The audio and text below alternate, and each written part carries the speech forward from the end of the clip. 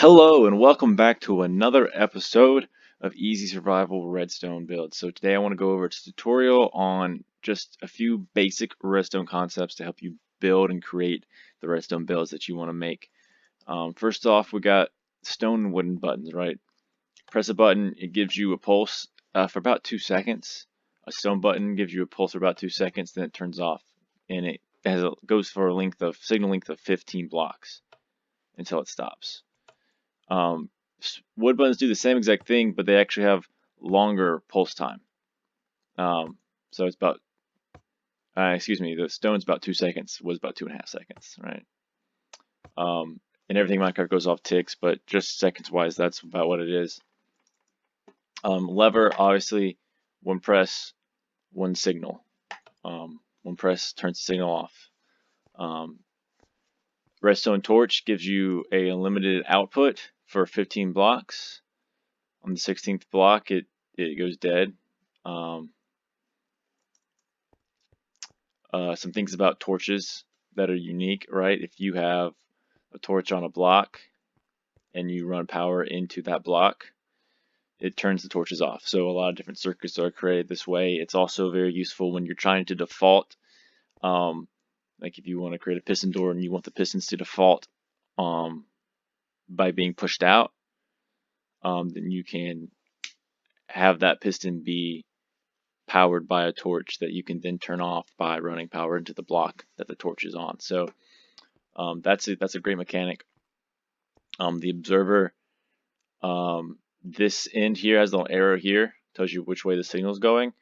When any change, any sort of any update to this block here, basically, anytime an entity is picked up, it sends a pulse, a very quick pulse. So anytime a change is made, so we put a block there, it pulses, take it away, it pulses, right? So it can also tell when a redstone dust has been powered, and it does that, right? So if you have a button go over a repeater, it's gonna turn off, and so it's actually going to give you 2 pulses from one button press out of an observer, right? So that's unique and very useful too. So the repeater, redstone repeater, it keeps the signal going. It repeats the signal. So if you power into a line of redstone, and it gets down to 15th, source, you gotta put a repeater to keep it going, and then it goes another 15 blocks.